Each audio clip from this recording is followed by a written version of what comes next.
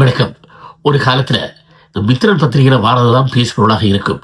ஆனால் இன்னைக்கு சமூக ஊடகங்களில் 3 விஷயம் பேசுபொருளாக இருக்குது. அந்த 3 விஷயம் என்ன?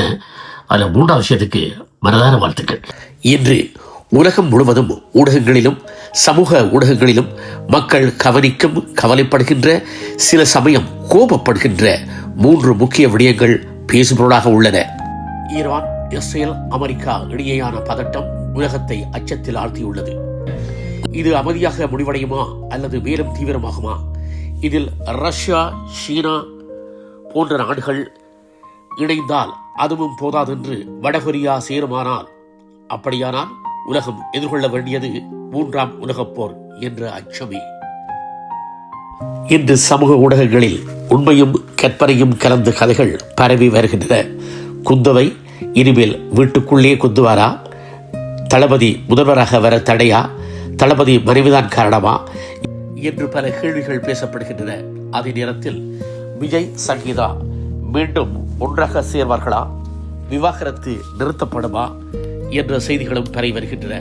அதே நேரத்தில் அரசியல் வட்டாரத்தில் பவன் சிரஞ்சீவியின் சகோதரன் கூறியதாக ஒரு கருத்து பேசப்படுகிறது. தமிழக வெற்றி கழகமும் தேசிய கட்சி மற்றும் அதிமுக இணைந்தால் திமுகவை வீழ்த்த முடியும் என்ற நம்பிக்கையான பேச்சும், 75 ஆண்டுகள் அரசியல் சாணக்கியம் பெற்ற திமுக இந்த சவால்களை எப்படி எதிர்கொள்ளும் என்ற பேச்சுக்களும் நிலை வருகின்றது. ஒரு காலத்தில் தமிழ் சினிமா பாடல்கள் மனங்களில் வாழ்ந்தன. பாடல் போட்டிகளில் அந்த பாடல்கள் பெருமையாக பாடப்பட்டன. இன்று அந்த நிலை உள்ளதா?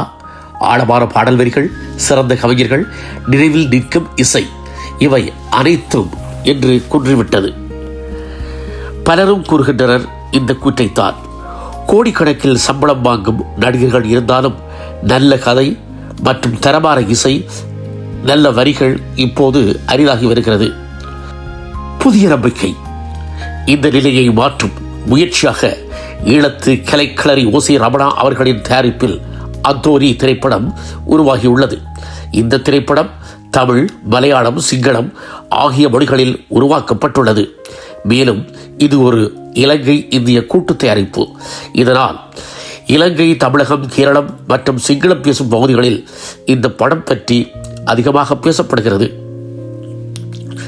மக்கள் மீண்டும் நல்ல சினிமாவை ரசிக்க வேண்டுமெனில் சமூக ஊடகங்கள் சர்ச்சைகளை முன்னெடுக்கும் வேகத்தில் இது போன்ற தரமான படங்களையும் முன்னெடுத்தால் மக்கள் மீண்டும் நல்ல இசை, நல்ல கதை, சிறந்த வரிகள், தரமான திரைப்படம் என சினிமாவின் உண்மை தோற்றத்தை, அழகை ரசிக்க முடியும். மார்ச் 13 இருந்து உலகமெங்கும் அந்தோனி. இது ஒரு புதிய முயற்சி, ஒரு புதிய நம்பிக்கை.